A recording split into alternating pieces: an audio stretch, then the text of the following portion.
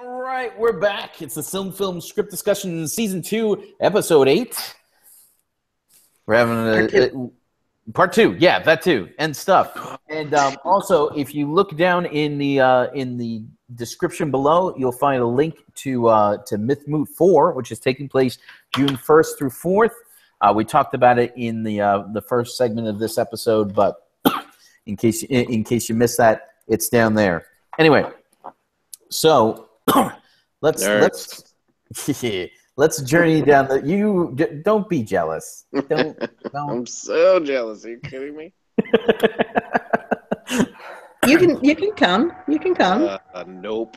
Round trip flight's only like $2,000, right? You know, no big deal. That's not the problem. The problem is you get time. You time off. Yeah. Yeah, that's gonna be a fun discussion to have. It was a fun discussion this time because, and the way that I sold it was like, hey, so yeah, you know that day of the week that we're like super busy, so I got to take that off in a few weeks. And they said, well, why? I said, well, I have a speaking engagement at a conference in Maryland, and nobody said a word. They just looked at me like I had 7 heads, and my boss, who has never once reacted this way ever, was just like, okay. There's going to be video of this, right? I was like, yep, absolutely.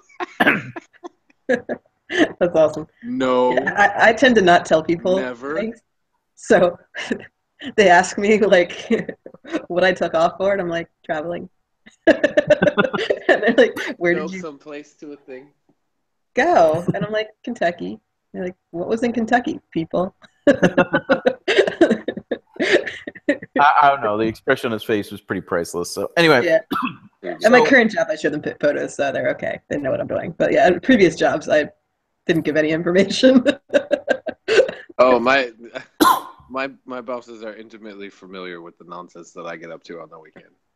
Awesome. Yeah. They're my boss is a big dork. He's from South Africa, but we have bonded quite well over the different reading materials that I have suggested for the different classes that I teach. I remember it well. So anyway, back into episode 8. So going on the assumption that we're using Melkor as our guy, as our protagonist, I feel like the conflict is kind of easy at that point. Like the conflict is him selling his repentance to everybody. So just before we, rubber stamp that, is there any elf who could be a sufficient protagonist for this episode, or any of the other Valar who would be a good protagonist for this episode? I feel like an elf is a bad choice because the lead into the episode... It's all Valar-centric. Yeah, so, I mean, it's possible to do, but So, very quickly, we eliminate the elves. There's Eonwë. That's... so I was just making sure we considered everybody that we could consider, because there's a couple of Valar who don't like this idea of letting him out. Namely, Ulmo, Tulkas, probably to a lesser extent, Harame. I like Ulmo as the antagonist, though. Like, I feel like every opportunity we get this season to make Ulmo look like the bad guy is a great. That's that's actually a really good move, I think. Right? Like, because that way, we're kind of yanking him around. Especially since we tried to sell him as the bad guy in episode 2 as well. Yeah. So. That's my... So we'll have Melkor as the protagonist and Ulmo as the antagonist in this episode. We could still have Ulmo as the antagonist if we had another Valar, but I think that's important. I think if we make Ulmo and his little Cobra... Well, here's the other thing, is that our hosts kind of almost set up Tulkas as the antagonist. Yeah, but Tulkas is the muscle, right? Like He can be the outspoken guy, but like I want almost standing behind him, nodding his head, going good. You know. Well, He's like the dragon to Ulmo's big bad, is what you're saying. Yeah. Yeah, Tulkas can certainly be involved in some of the antagonistic things that are going to happen to Melkor in the episode, but that doesn't make Tulkas the primary antagonist. Well, I'll tell you why I would.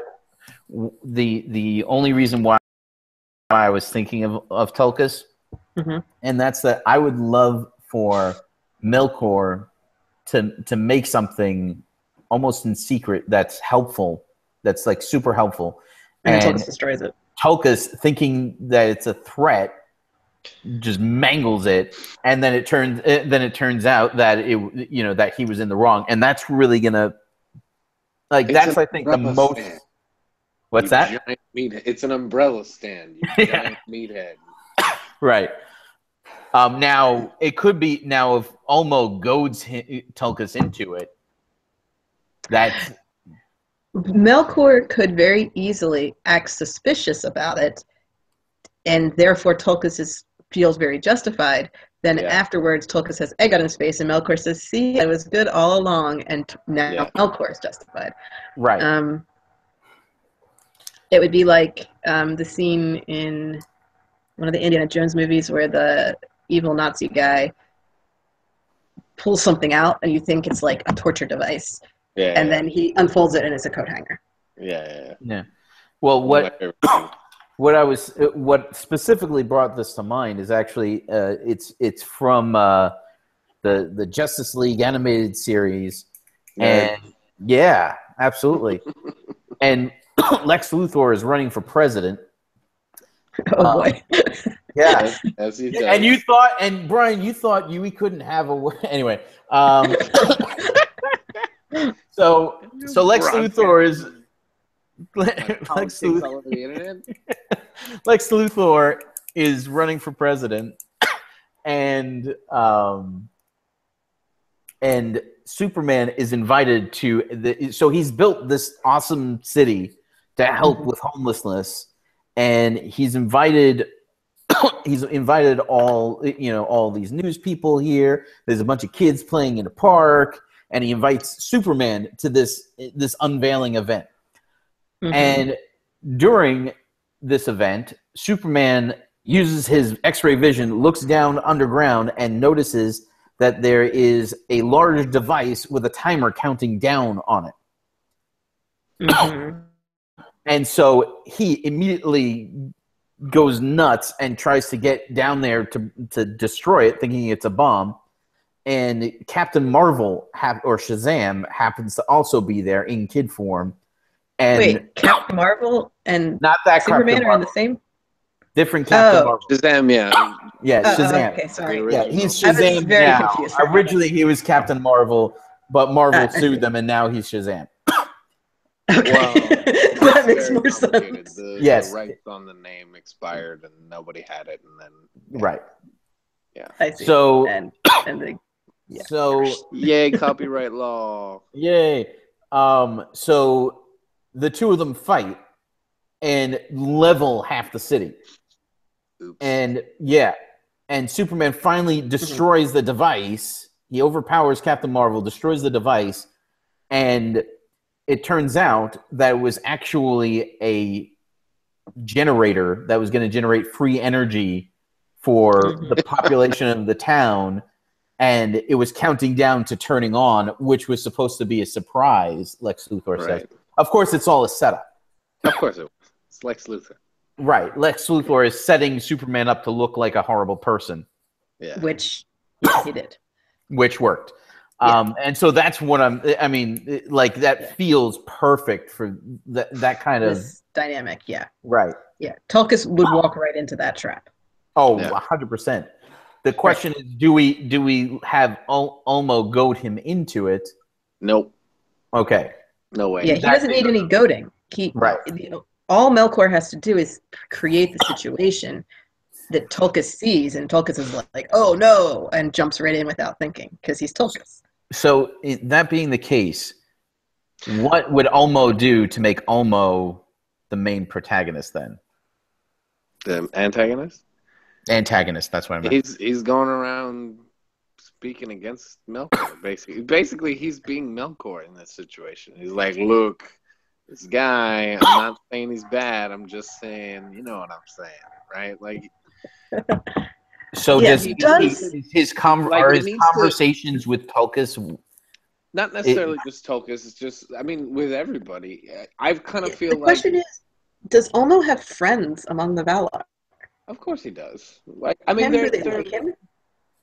I don't think people like him in the way that they maybe like, maybe like Tulkas, essentially. Like, right? Yeah, everybody likes Tulkas. He's a big, dumb, good-hearted. You know, like he's the he laughs all the time. Yeah, he's the fun guy, right? Yeah. And having Melkor laughs and cries. Yeah, exactly. And having the fun guy look like a big dumb meathead is that's actually probably more damaging, like to the whole I think Ulmo should be really kind of cranky with Tulkas, even though they've been kind of on the same team here. Which, I mean, that seems perfect. That seems like the perfect result for a Melkor plot to me, right? Like the two main guys who are like, oh yeah, we can't trust this guy. This guy's worthless, and we'll never are now at each other. Yeah, and now almost like you just shot us in the foot, dude. You were our best spokesperson, and now you made us look like complete idiots. Thanks so much. I know how that feels. Right? Wait, what do you mean you know how that feels? If I had a nickel. So, yeah, like, I mean, you know, Tulkas should think that he's doing, you know, he's trying to be a bro, and he's trying to help out, and you know what I mean? Like, we've spent so much time making sure that the Valar don't look stupid. I am ready to make at least one Valar look stupid. Well, here's Tulkas is right for that. Exactly, right. Here's the issue that I have here is that, I mean, this feels clearly like our climactic event. Yeah. And I think I was going to say that. And if Ulmo is not in on it, he's not really the antagonist. Well, so here's what I want you to consider, right? If Tulkas is kind of focused on figuring out what Melkor's up to, you know, like he's going to be doing a lot of kind of alone stuff, right? But while he's off doing that, Ulmo, I think what we need to have happen is that Tulkas become convinced that Melkor is already plotting something, and that there's going to, like, you know, countdown clock, right?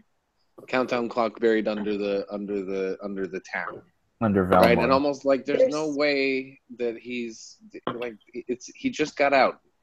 Part of the other reason I was going to say that we should have this kind of big moment at the very end, or at least at the major climax of the episode, is because I feel like it's absurd that they would let Melkor near anything to make something until way late in the episode. They're like, you know, he's got his probation and stuff, and like, of course he's not going to be able to touch anything and make anything while he's on probation, right? Right. So, Ulmo is this would have to be, this would definitely have to be towards the end. But to get back to what Ulmo is up to, Ulmo has a very long arc for this storyline. Right. Yeah. It's not going to happen in this episode. Yeah. So Tulkas could be the most visible antagonist in the episode. Right. But Ulmo is the long-term Ulmo's the one antagonist. talking to people. Right. Well, that's what I'm saying. Is episode-wise, Ulmo's a secondary antagonist, whereas he's an antagonist for Melkor. He's the main antagonist throughout their entire existence. Yeah, right. Yeah. He is Melkor's big bad, essentially. Yeah. Certainly for this season, he's like the antagonist. So, like, if we want to have the main front and center guy, well, I mean, I don't know. Well, actually, they're doing different things, right? I don't think Ulmo is Melkor's big bad. I think Manwë is Melkor's big bad, because as much as antagonistic of Melkor Ulmo is not the one. At the end of the day, it is. Right. Ulmo is not the one who defeats him. And Ulmo is not the one who is holding Melkor's throne in his mind. Right. So yes, he's his main antagonist, but I don't think Melkor hates him as much as he hates Manwë. Agreed. Well, certainly the Manwë that we've made, he has a much more personal. Yes. Well, yeah. But like I said, all right. They are doing different things, right? Right. Tulkas is trying to be a detective, which should be funny enough on its own. And Ulmo is trying to talk to people. He's having conversations with Varda and maybe even Manwë. Although I feel like that's maybe premature at this point. He's trying to work on the people that went against him when they first decided to back in episode 2. I don't remember what we were talking about in episode 2. Elves, the one that we just talked about last week. Yeah. The elves in Valinor, whether the elves should come to Valinor or not. So Aule. Yeah. So like the people that I think he should start with the people that were on his team to begin with about whether or not the elves should come. Okay, so that means that his biggest advocates would be Vanna. Mm-hmm. Yavanna being really wishy-washy. Mm-hmm. Right. And Tulkas. We decided Tulkas. Yeah. Yeah. Tulkas. Yeah. And Varda kind of turned on him in a way. She didn't turn on him necessarily, but she... By the end of the episode, she was on board with Manwë's plan. So she was not on Ulmo's side at the end. And I think that Ulmo isn't going to try to convince Varda that Manwë's wrong about something again. No, maybe. Sorry. Right. I think he learned his lesson. It didn't work. So there is an interesting Vala who's available to be Ulmo's buddy behind the scenes, and that is Irmo. Lorien. Ooh. Oh, yeah. Irmo. Lorien. Because Ulmo's going to be real big on sending dreams to everybody for the rest of Middle-earth's history. That's a good point. And Irmo's the dream guy. So is he working together with Ulmo on this? Or is Ulmo, learning the skill of dream sending from him and then doing his own thing? It's not clear how that plays out because we don't hear anything about it. But now we have already had Ulmo sending people dreams. Just be aware. So it's not like we can have it begin here. No, it would have to begin back in episode 2. Right. So that's why I kind of sort of wrote it into the script after we finished talking about it. There's a little edit in there. I didn't see that. Okay, cool. There's an edit where Ulmo at least turns to Irmo when the ambassadors go back, so that we have that available if people want to do something with it. Okay. But this would be to follow up on that if Ulmo and Irmo have some kind of Irmo shouldn't have had any problem with the elves coming to Valinor or the elves staying. Irmo's a both-and guy. He's the guy of dreams. Everything is possible. Yeah. Why decide on any one thing when you can have everything? So Irmo's not a decision-making guy, and therefore probably mostly stays out of the Valar's debates because he doesn't care what the answer is. I don't think he doesn't care. I just don't think he's... Well, his viewpoint just doesn't... He's not preoccupied with the logistics of any particular decision. His viewpoint is fluid. Yeah.